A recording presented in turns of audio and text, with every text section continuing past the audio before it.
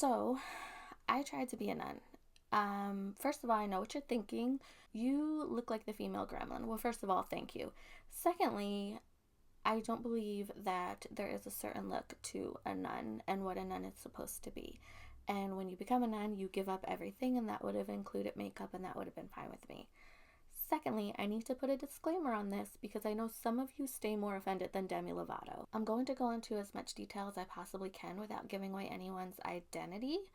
I don't want anyone to be doxxed, especially people who take vows of chastity and poverty. Like, I think they've given away enough. These are my feelings and my experiences, and they have nothing to do with you. I do not need you doing anything on my behalf. I do not live by the motto that people get what they deserve. Because, oh gosh, mamma mia, what if we all got what other people thought we deserved? I'm also not going to be giving exact time frames, so please don't be piecing together dates and times. Choose peace. I am not here to lecture anyone on anything because at the end of the day, I still haven't figured things out myself. Religion is a very personal thing, and you have to choose what fits you best, and Catholicism is what fits me best. And obviously, this is a story of failure because I am not a nun, but that's life. Sometimes you pray for things and you don't get what you pray for. If everybody got what they prayed for, it would be chaos because people are praying for opposite things. For every win, someone must fail, but there will come a point when you will exhale. So, a little backstory. I was raised as a member of Opus Dei, which is like a really strict sect of Catholicism. Frank the Tank raised me, and he's a Sicilian Roman Catholic man, and his wife was a member of Opus Dei, so that's how we ended up being raised Opus Dei. And I was one of those really, really weird kids who loved going to church, and I'm not talking about the community part, I'm talking about the Jesus part. My heart was on fire for him, honey. My family likes to tell this story about how I had this Bible and I was sitting in a pew and this little boy tried to take it from me and I hit him with it, and they thought it was hilarious that I used the Bible as a weapon. But I think there's a story in there. I understand wanting to defend the Bible, but when you're using it as a weapon, you're not really using it the way it's supposed to be used, are you? But we went to church every Sunday, and we even wore our Sunday best. One time when I was a grown up, I didn't have any clean pants, so I wore jeans to church, and I met Frank the Tank at church, and when he saw those jeans, honey, he looked like Joan Crawford with the wire hangers. He was like, I was like, oh no, here it comes, here it comes. But I never had the experience where I felt like religion was being forced on me, so I only have good memories because I was raised by like loving, caring, giving, lovely people. And I realized that not everyone has that same experience. I always had a deep feeling of being called to religious life, but I was always like, shh, girl, shh, you like boys. So I never really pursued it. But when I got older, that feeling started to turn into like an ache and an itch, like an STD. So at this point in my life, I was already doing burlesque, but this nun thing was on my mind heavy. And one day I'm about to go to a show and I'm in full showgirl beat. And I'm in the parking garage parking my car, and out of my peripheral I see like a nun walk by. I called out to her and I was like, are you a, and I say the order of the nun, which if some of you don't know, there are different orders of nuns. I think in pop culture, what you're most used to seeing is like a Carmelite nun, but there are different kinds of nuns. And this nun, so I say, let's call her the Sisters of Perpetual Bitch Face. No, that was mean. So I say, are you a whatever sister? I'm not going to say what order they were. But I said to her, are you a whatever sister? And she says, she turns around, she has like the brightest smile on her face, and she's like, yes. And she starts walking over to me and she says, how do you know what order I am? And I tell her that those are actually the nuns at my church. That's the order they are. And we have a nice little conversation, and I tell her how I had been thinking about becoming a nun, but I wasn't really sure how to pursue it. And she gave me a phone number to call. And then at the end of the conversation, she goes, and where are you headed to? And I say, oh, I'm going to meet up with some people, which is a very vague way of saying that I was going to perform in burlesque. I guess everyone is just going to meet up with some people, aren't they? The people on January 6th were just going to meet up with some people. So I show my boobs to a bunch of strangers for money, and then the next day I call to see about becoming a nun. And can I just say, I'm aware of the fact that nuns can't wear makeup and most of them have to cover their hair. But the woman who I met in the parking garage, garage nun, sister garage, she was so radiant. She was so beautiful. Like, she was so happy and filled with joy. She reminded me of that scene in the Barbie movie. I was like hesitant and excited to call the number at first. So I call the number and I get an answer and I'm like, oh, this is a sign. Like, I'm supposed to be a nun. And I get put on hold. And while I'm on hold, the phone gets cut off. And I'm like, oh, this is a sign I wasn't supposed to be a nun. But then they call me back. So then I'm like, oh, well, this is a sign I was supposed to be a nun, which is a lesson on signs. They just don't exist. Like, you could think that something is a sign, but it may just be indigestion. So we make a date at an Armenian diner to get together and talk, and we'll call this nun Sister Carmela because she looked like my babysitter when I was young, and my babysitter's name is Carmela.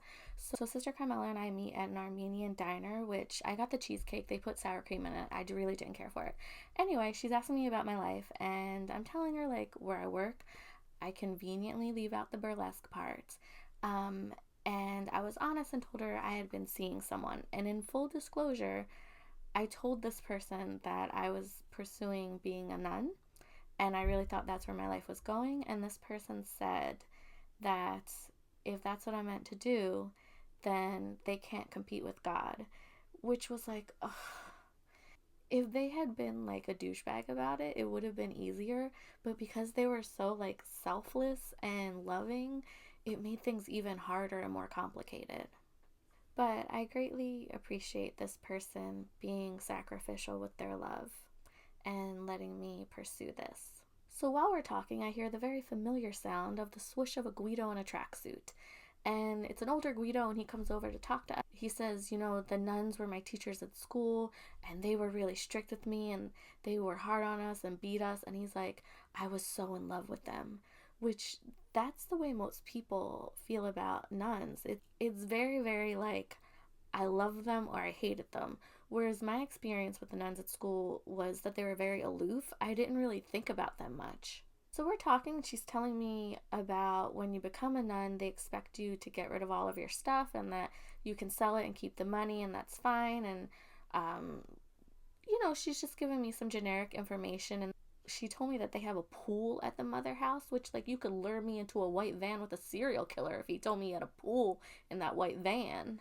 So we're walking home, we're having a nice little conversation about all the things, and it was kind of like getting to know a new coworker, except the boss is always watching, huh? She emails me some information about a come and see weekend, which is where you go and you live with the sisters for the weekend, and you just kind of get a taste of what their daily life is like, which is an interesting experience even if you don't want to become a nun.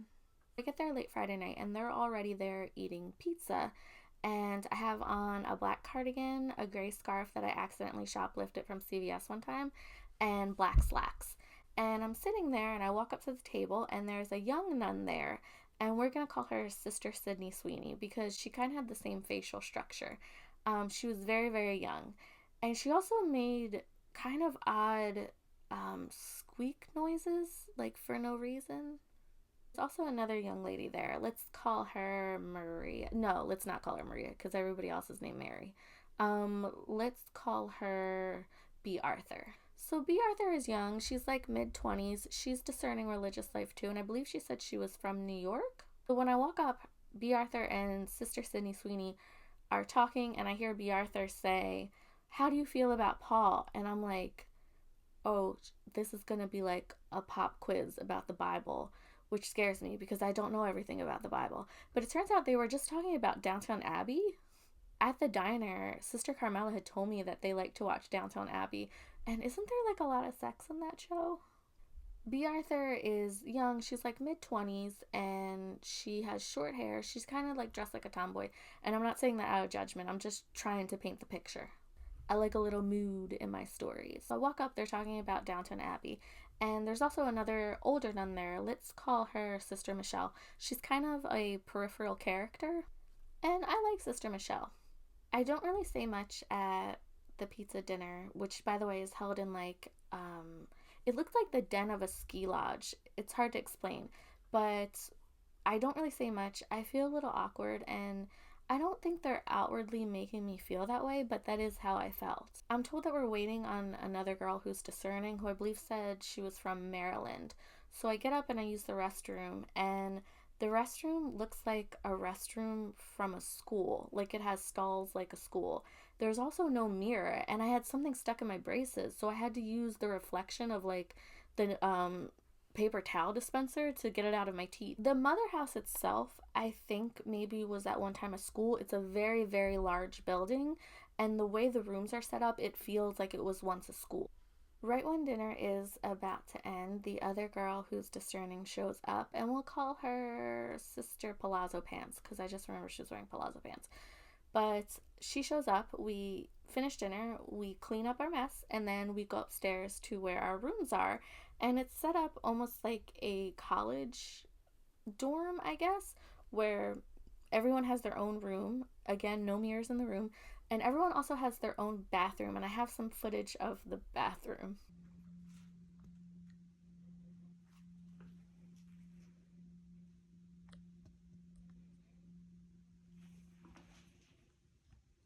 So on our beds is the itinerary, and the itinerary tells you everything you'll be doing for the day, and that includes like an hour of downtime in between everything.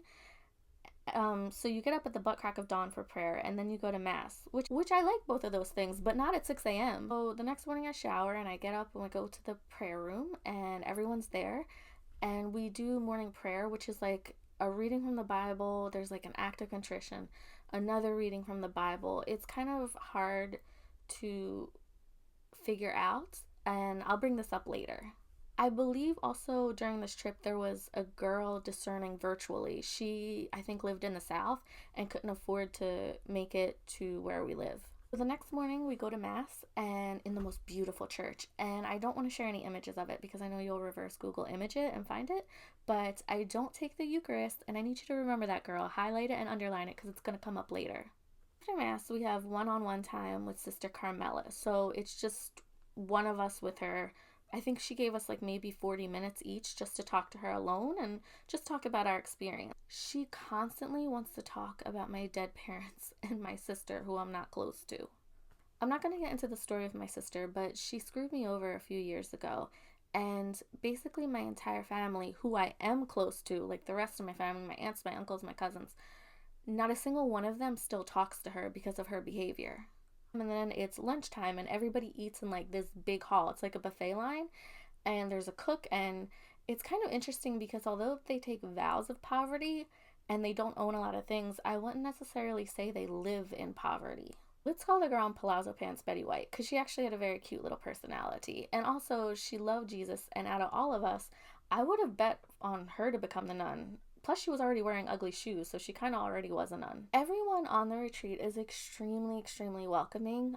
Everyone like we're bumping into in the halls, everyone we see at like breakfast, lunch, and dinner, which every meal is eaten as a group. Like it's at the same buffet line. And they were so accommodating. At the time I wasn't eating meat, and they asked me about any dietary restrictions, which I kind of fell off the wagon. Like salami got me in a chokehold. Like salami, pepperoni, prosciutto, all the Italian parts of a pig. Like I couldn't help myself. Dinner time, I sit with Sister Carmela, Betty White, B. Arthur, Sister Michelle, and lo and behold, Sister Parking Garage is there too. And I had a lovely conversation with her.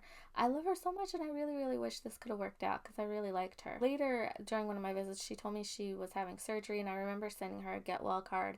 And she sent me the most lovely thank you note, which like no one does anymore. Bring back thank you notes. So we're having dinner, and Sister Carmela, we're having like girl talk, and she brings up menstruating a couple of times, which she's like a 65-year-old woman. It's kind of strange, and maybe she's living off of good memories. But yeah, she brings it up a couple times. It kind of made me uncomfortable. But we go back upstairs for Vespers, which are evening prayers, and then we're gonna go to sleep. Oh no, no, no, wait. There's also like an hour of like free time, so like recreational time, and we're gonna watch a movie. But on the way upstairs, Sister Carmela says, if you need anything at all, let me know. I have extra things. If you need toothpaste, anything you forgot, let me know. Which I love. Like that's such like a girl's girl thing to do. We go upstairs for evening prayers, and then we change into our pajamas, and we go in the rec room, and we have recreational time. and we watched the movie The Nativity. At some point during the day, we did this thing where we sat in a circle with a bunch of other nuns. So, like, Sister Sydney Sweeney's there, Sister Carmela, um, there's one woman, she looked like Sally Field. So, Sister Sally Field. And there's like 2 or 3 other nuns that were invited from another convent. And they let us ask them questions. And you could ask any question you want, which I think most people would probably ask the same question. But I asked what I thought was a good question, and I said, are there ever times when you second guess your choice to become a nun? Ever times when you're unhappy or anything like that? And one of the nuns, she was an older nun, she had said to me that one time she went to a baby shower and she looked at the baby and thought, I'll never have a baby. And then Sister Carmela said that one time she wanted to quit, like she didn't want to do this anymore. And a nun said to her, well, did you think you would have an easy life? And she said, well, no one has an easy life. And it convinced her to stay. But put a pin in that too, because that's going to come up again later, like the question that I asked. I don't remember every single question. It's kind of hard to ask them everything you want to ask them without being disrespectful. So then we go and we have recreational time and we watch the Nativity. And so now it's me, Sister Carmela, Sister Michelle, Sister Sydney Sweeney, B. Arthur, Betty White, and Sister Carmela asks Sister Sydney Sweeney to go make popcorn.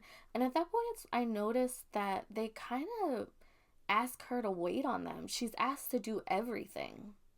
Sister Sally Fields comes in and asks how the movie's going, and I find out that Sister Sally Fields and Sister Carmela actually went to high school together, and they both ended up as nuns, which is odd.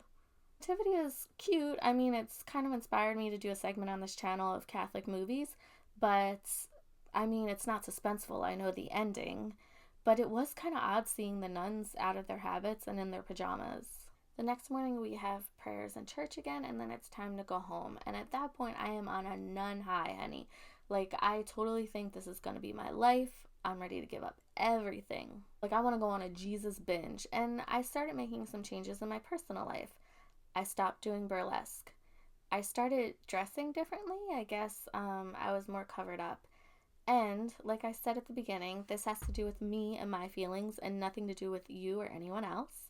But when I started covering up, I started to feel like differently about myself. I guess, I don't know, it's hard to explain it. Like maybe I started to feel really good about myself. But I also joined a Bible study, and I just cut things out of my life that didn't really fit the lifestyle that I was trying to pursue. When I first met Sister Carmela, she had said that you cannot become a nun if you had debt, and I had a student loan. I had just paid off my car note completely, but I had a student loan. So I was also like saving money and trying to pay things down. Sister Carmela had said that they actually help you with things like that. Like they pay off your student loans. I started going to a Bible study that was held by a young nun in the same order. Beautiful lips, beautiful teeth. She mentioned in passing that when you go to live with them as a novice, they make you cut off most contact with the outside world. So they only allow you like 1 phone call a week, which is kind of scary to me. Like, don't prisoners get more phone calls than that? And if I'm remembering correctly, Sister Sydney Sweeney said that she got excited because they gave her a watch and she wasn't allowed to have a watch for like a time period. About a month later, I'm invited to game nights, and it's kind of a bit of a drive for me, but I was like, I gotta get to know these people. So I go there, and the nun regs are there: Sister Sydney Sweeney, Sister Carmela, Sally Field, Sister Michelle. There are also like 3 lay people that I don't recognize, but I guess they were discerning religious life too. They were very young. One of them had beautiful like natural finger waves. So we're playing this game called Ice Breaking Bingo. And the point of it is to go around and see if you find anyone who you can check off one of the boxes, and each box has a fact in it. Which, I mean, these are normal things. It doesn't say like I do anal. It's going to say like I'm left-handed, I play a musical instrument, and you're supposed to go around and find someone who you can check off the box, like they fit into that box. And the point of the game is to get to know everyone. And one of the boxes said, I'm an only child. And oddly enough, Sister Sydney Sweeney was the only person there who was an only child. And at the end of the game, they ask everyone, like, what did you get to learn about everyone else? And people said some things, and then I said, oh, I didn't know Sister Sydney Sweeney was an only child. I didn't think there were Catholics who were only children. And I was being dead serious, but everybody laughed, which, it's like a harmless little joke because Catholics are known to be breeders and have like 10 kids. Put a pin in that story because it's going to come up again later. So I get invited to another retreat, and this time it's just me and B. Arthur. I asked about Betty White, but Sister Carmela said she stopped returning her emails. So I believe this time I got there Saturday morning and not Friday night because I was having a migraine and I didn't feel well. And when I got there Saturday morning, we had breakfast. And again, Sister Carmela's like, oh, whenever I have migraines, it was menstrual. Girl, when was the last time that happened to you? You must not have had a migraine in like 20 years. So we go to church, and then we also have adoration, which if you don't know what adoration is, it's about an hour where you sit in silence in the presence of the sacraments. And you could read the Bible during this time, you can pray, you can write, you can do whatever you want, but you just have to be quiet. You can't make any noise. And to be honest, this is one of my favorite parts of the whole thing because I enjoyed that silence. It was very nice. It was nice just to like look out the window and to be alone with your thoughts. And I would actually like to incorporate that in my regular life. Then we have one-on-one time again with Sister Carmela, and she asked me how I'm feeling about discerning, and I had told her that I was leaning towards becoming a nun, but I wasn't, completely sure because I was honestly not sure how logistically it would work out. And she had said that you should discern for at least a year, which B. Arthur told me she's been discerning for 6 years. But she brings up my sister again, and then she brings up the fact that I didn't take the Eucharist because I didn't take it again at Mass. And I had said to her, I had been told that if you don't go to confession, you can't take the Eucharist. And she said that that was a lie, that as long as you don't have a mortal sin, you can take the Eucharist, which wasn't what I was ever taught. And when I got home, I asked other people who were raised Catholic, and almost all of them said that they had been taught the same thing I was. At lunchtime, I had to go use the restroom because I got my period, which Sister Carmela probably conjured that shit up. But I go to the restroom, and I guess I was taking too long, and she came in there to find me. And at that point, I was washing my hands. But she was like, oh, I was worried about you. And I told her I just had something stuck in my braces because I didn't want to share the fact that I had my period with her. But I don't know, it would just kind of rub me the wrong way that she was checking up on me when I was just going to the bathroom. So Sister told me that if I had any questions for her to put them in an email and she would answer them. So I asked her some things I had questions about, and she says, why don't you come down here and I can answer them in person, which in this economy, girl, I have to drive all the way up there, but I make my trip up there. And one of the questions I had asked her was, do nuns pay taxes?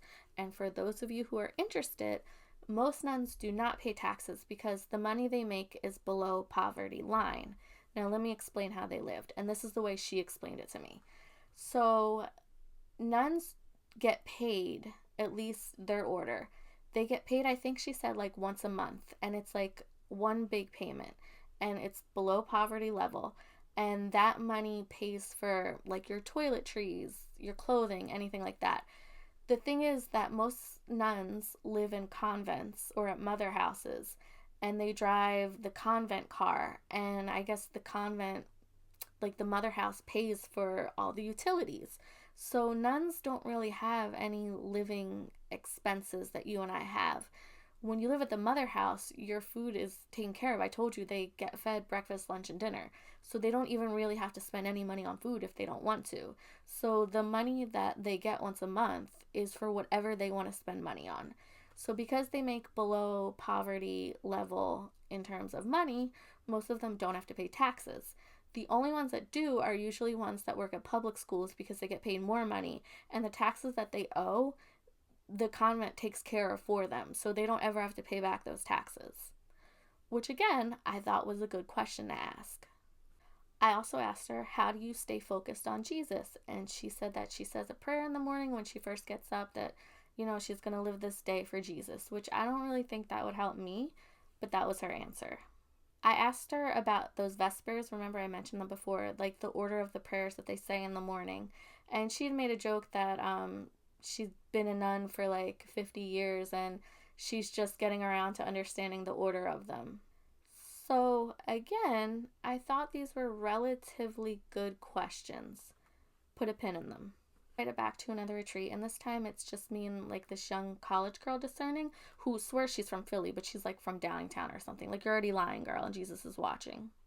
So it's the same itinerary, like prayers, mass, breakfast, and then we have the one-on-one time. And during this one-on-one time, Sister Carmela brings up the joke I had made about Sister Sweeney being an only child. Says, don't ever bring that up again. Her mother died, and she's always felt bad about being an only child. But I'm like, Frank the Tank's wife died. Like, I'll raise you dead mother for dead mother. During this day, we volunteered at the nun retirement home, and I really don't know how healthcare workers do it. Being there was very sad and depressing for me. Some of these nuns I would look at, and they're like in their 80s and 90s, and there's just like nothing behind their eyes. Like, they're just waiting to die. It made me kind of see a glimmer of what my future would be, and it made me very sad. It seemed very isolating. Sister Sydney Sweeney was already there, like wheeling around nuns and like getting their food ready. And again, it just felt like they used her to wait on people. So then we have another movie night and we watch The Trouble with Angels, which is the first time I ever saw that. And in the opening credits, it says Gypsy Rose Lee is in the movie. And I say out loud, oh, she did burlesque. And this one nun who was lovely the whole time, I never brought her up, but she was like, oh, she must have shot this in between breaks. But I was like, oh gosh, maybe I shouldn't have brought up the burlesque thing. But the movie was very cute and I loved the fashion. Oh, by the way, the nuns have like a sewing room, which I thought was really cool. But after this retreat, I'm still like really unsure about what I'm supposed to do or something. Bless you! I get invited to my last retreat, and this time I'm completely on my own. And it's the same itinerary, like morning prayer, mass, breakfast, adoration, lunch, and then we have a movie night. Oh, no, not a movie night. We played a game. It was called like Toss Your Salad or something. But it was a really weird game where it was almost like charades, and like there are different rounds where like you can't say the same word. It's hard to explain. But for real, like this game is going on forever. It's like 10 p.m. and I have to be up at 6 so that I could be ready for prayer and like vespers and everything, like mass. And I don't like these nuns were like wilding out. Like, I can't be up that late if I have to be up the next morning. So I don't hear from the nuns for a few months, and I take this as another sign.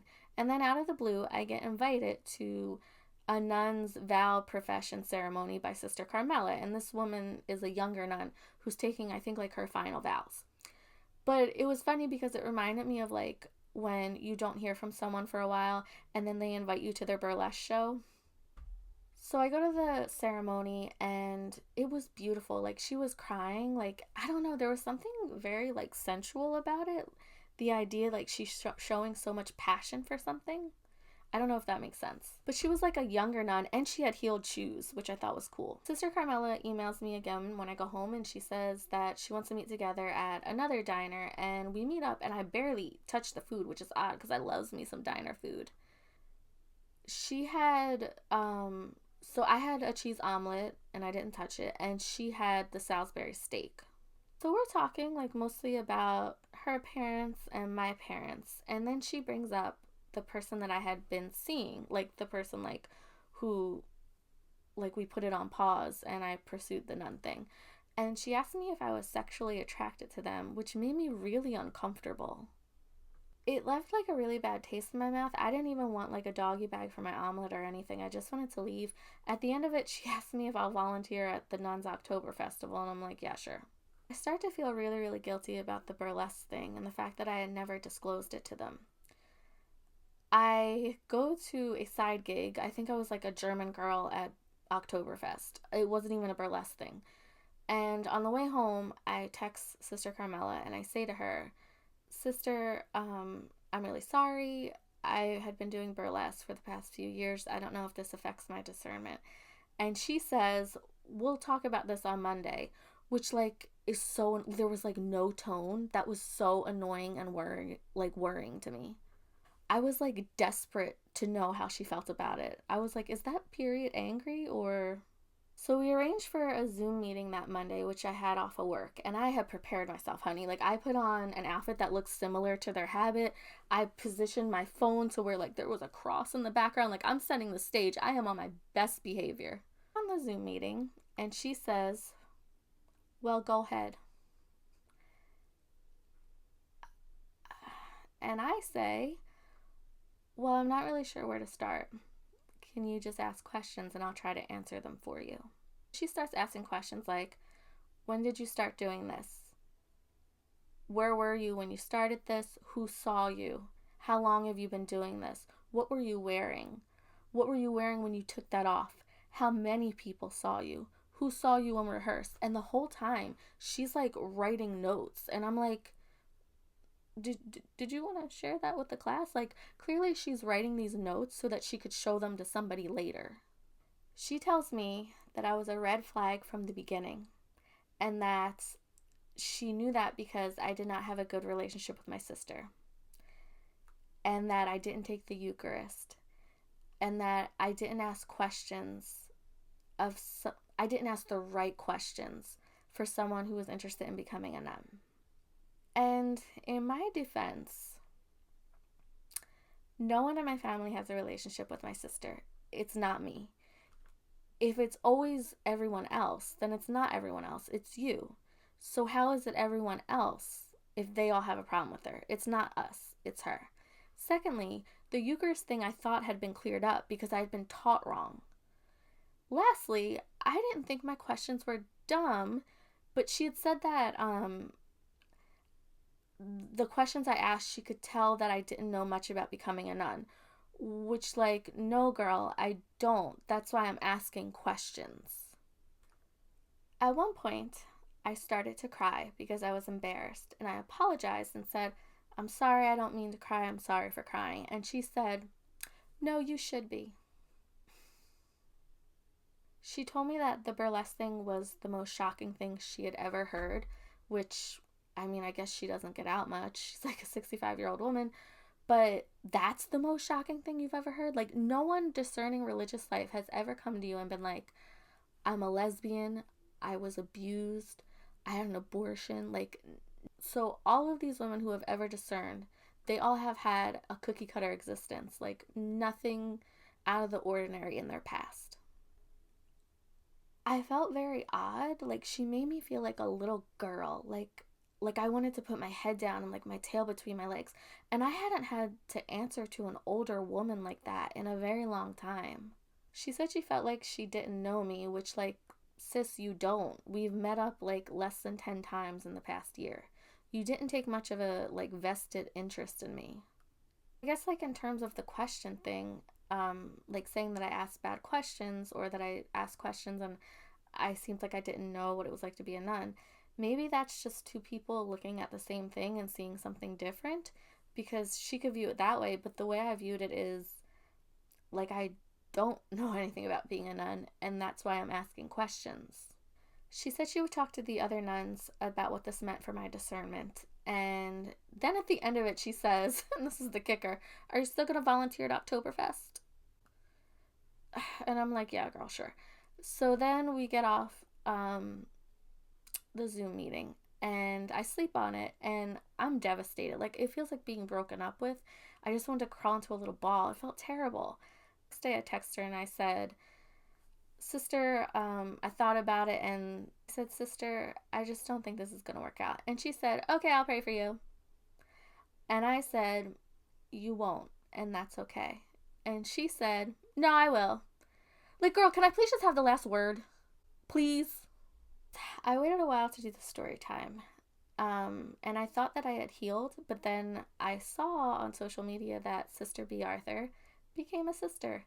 And I felt very bitter about the whole thing, like, kind of like I was hating from outside the club, kind of like...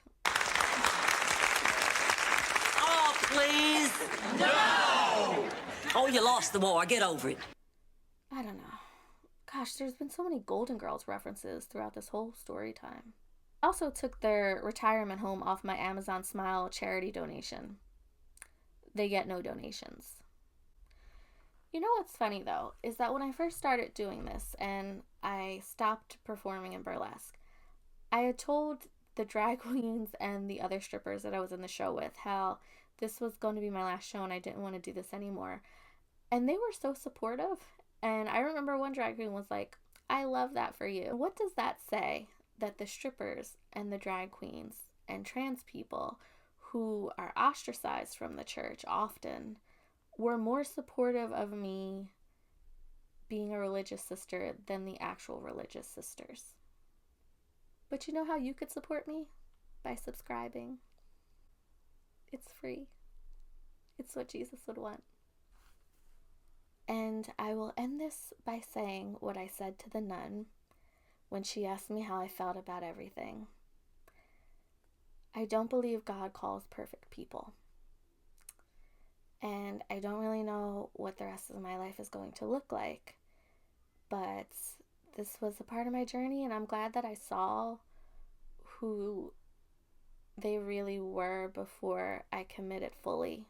And then I got stuck and didn't really know how to leave. But anyway, I hope you enjoyed this story time. And if you have any questions, I'll try to answer them for you. Thank you so much for watching. Bye. Do you believe what we just heard? I can't believe anybody would want to be a nun. I mean, nun. The word says it.